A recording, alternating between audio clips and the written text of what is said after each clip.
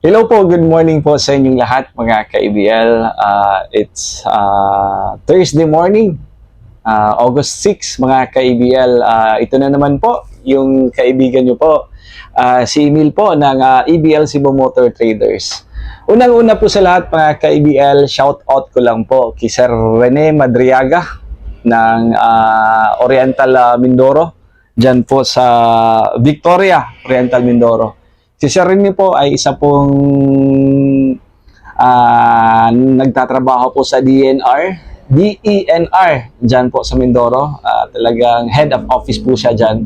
So maraming salamat po Sir Rene sa pag-trust nyo, sa tiwala nyo na binigay nyo sa amin kahit hindi nyo po nakita yung kuan natin, Alvin, yung unit natin. So of course, mga ka-ABL, nagpapasalamat po ako sa ating Papa God, kay Lord Jesus Christ. Kasi nga po mga ka-ABL, talagang hindi namin akalain na ang dami-dami pong nag-order, nag-i-inquire po sa atin, nag-chat-chat po dahil itong parati tayo nagbablog, Alvin. So alam kong ito po ay gawa po, works po ito ni Lord Jesus Christ sa atin na binibigyan tayo ng mga client, Alvin. So maraming salamat po sa inyo. Katulad po ngayon, mayroon po tayong client. He's an American, si Sir Jim po. Yung fiancé po niya is andito po sa Cebu. Nakita niya lang kami through sa ating mga videos sa YouTube channel natin. Talagang hindi namin nakalain na mag-order na naman siya. At saka nag-order nga po mga ka-ABL. At saka yung client natin, si Ma'am Fabi, dyan po sa California. So baka kumuha siya sa atin. So again po mga ka-ABL, ito po ang sinasabi ko. Parating akong nagpapasalamat po sa may kapal na binibigyan tayo again ng lakas. At talagang nagiging honest po tayo sa mga clients natin. Kasi mahirap na po. Kasi binibigyan tayo ng blessings. So, kailangan ibalik din natin sa mga clients natin. So, yun po nga mga ka-ABL, ang sabi ko nga po, lahat po ng mga unit natin, lahat po ng mga multi-cab is pare-parehas lang po yan mga ka-ABL. Galing po yung Japan. Depende na po yan kung sino po yung nagre-rebuild. Importante po yan, yung kung sino talaga yung nagre-rebuild, kung sino po yung dealer, yung quality ba, at saka durable pa yung produkto nila. So, sa amin po, talagang kami po ay nagbibigay po ng warranty, ng engine, at saka yung sa transmission natin, at saka yung pintura natin. Kami po ay gumagamit po ng brand po na maganda, Alvin. At saka nakikita niyo naman po sa mga vlog natin. So, of course, yung kwan natin, Alvin, yung ayaw namin mabali yung tiwala po ng mga clients namin. So, kaya andito pa din tayo. So again mga ka-ABL, excited na po ako. Papakita natin itong ating order. Salamat po sa pag-antay sa amin. Dami-dami po talagang nag-order sa amin. Yung mga nag-order sa atin na taga Nagcarlan, dyan sa Laguna, yung taga Bohol na clients natin. Sir, medyo na-delay lang po yung container natin. Hopefully dumating na po yan this week or next week po mga ka-ABL. So hindi talaga natin makontrol yung situation po. So again mga ka-ABL, papakita natin itong order ni Sir Rene Madriaga. Ito pong ating Suzuki BE65 pickup type with canopy. Talagang fully recon, Alvin. Complete recon unit. May aircon, power steering, may touchscreen, may backup camera. Tapos Alvin, ito po ang unit natin, talagang chinek natin from engine at saka transmission, wala pong problema. Sir Rene, bago yung spark plugs nito, air cleaner, at saka hindi lang yun, Sir Rene, bago din chinek din natin yung transmission, okay. At saka yung makina, pinalitan natin ito ng piston ring, Alvin. Piston ring, head gasket, talagang goods po ito. So, Sir Rene Madriaga, maraming salamat po sa tiwala niyo po sa amin. So, ngayon, hindi ko na namin kayo papaantayin. Gusto ko nang makita nyo itong order ni Sir Rene sa amin, itong Suzuki BE65 4x4. Tara, mga ka-ABL, Alvin, samahan niyo po ako.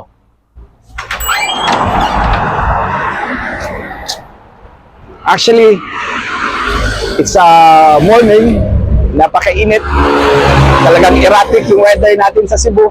Minsan, umaga, mainit. Tapos pagkakahapon, Alvin, umuulan. So, tara, ito na po. So, ayan po, mga ka-IBL. Ito na po, yung order sa atin ni Sir Rene Madriaga. Ito po ay Suzuki DE65. Yun nga po, sinabi ko kanina, bago to yung piston ring, Alvin. Kasi chinek natin, kasi parang may umuusok. So, ayaw namin tong i-deliver sa client natin na si Sir Rene na may problema pang unit. So, dito pa lang sa amin at our end, talaga finifix na po namin. So, ito is bago yung thermocap, yung thermostat. So, wala tayong problema sa overheating, walang problema po sa blow-by. So, ito na po. Yan. Yung setup ni Sir Rene. Ito po ay naka-lift up. 4x4. Linagyan natin ng parod, 165-65R13. Naka-alloy mags na size 13. May lift po. Binagay po namin sa body color. Yan, Alvin. Tapos naka-canopy. Yan. Tapos check natin yung transmission po natin. Ayan. Very nice. Tapos may stepboard. Alvin. Ayan.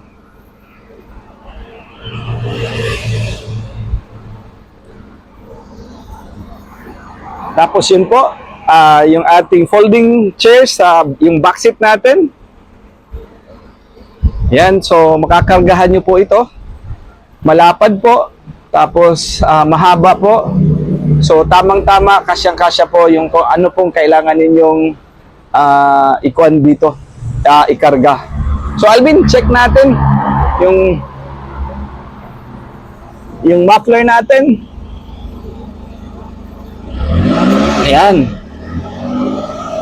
So, kung nakita nyo po, yan, may bumuga pong tubig. Sige, Ben, tayo pa. Napakaganda ng makina. Wow, very nice. Yan. Okay, Alvin.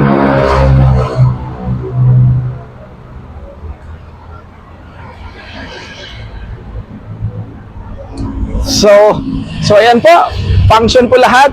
Yung signal light natin, very nice. Tapos check natin dito sa kabila. Naka-undercoat po lahat yan, mga ka-IBL.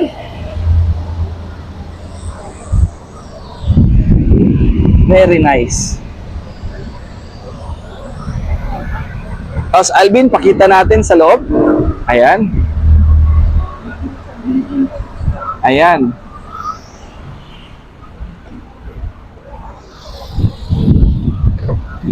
Nice gig kayo, Alvin. Napakalamig ng aircon. Tapos nakikita nyo naman po yung ating quality po na German leather na upholstery na gamit natin. Alvin ha, ang lamig ng aircon. The best. Tapos naka-touchscreen po yan, mga ka-IBL. Naka-touchscreen. Tapos pakita natin, Alvin. Check natin kung anong year model to sa Japan.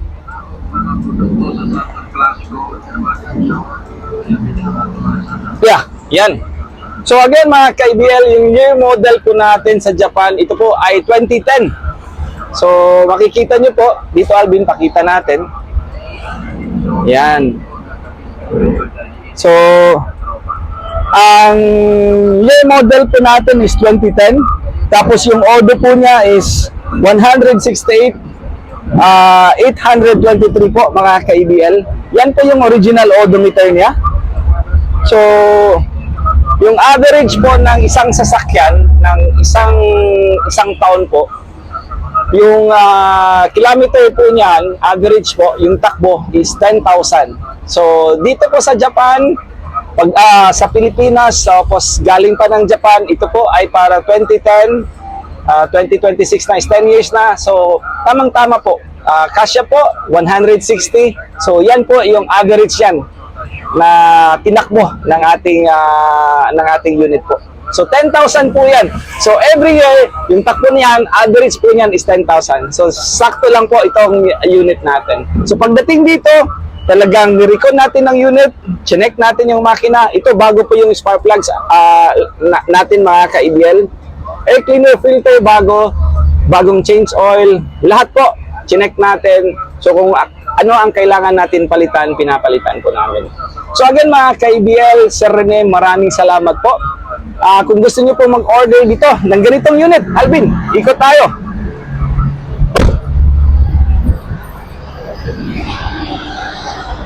Kung gusto niyo po mag-order ng ganitong unit po, yung price po namin, fully recon unit, complete recon is 285,000.